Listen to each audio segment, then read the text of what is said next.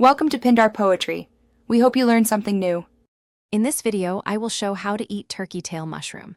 Start by sourcing reputable turkey tail from a farmer or shop, then clean gently with a brush or damp cloth and trim away debris. Next, slice into thin pieces and dry them on a rack or low oven until brittle. Store in an airtight jar away from light and label with the date so you can use them confidently.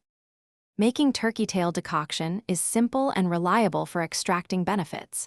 Measure about 1 tablespoon of dried slices per cup of water, bring to a simmer, and reduce heat for 20 to 60 minutes depending on strength desired.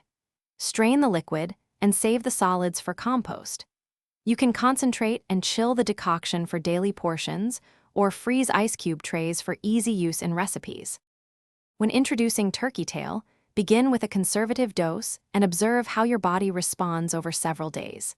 Typical home decoctions can be taken in 1 to 3 daily servings, while powdered supplements follow manufacturer guidance.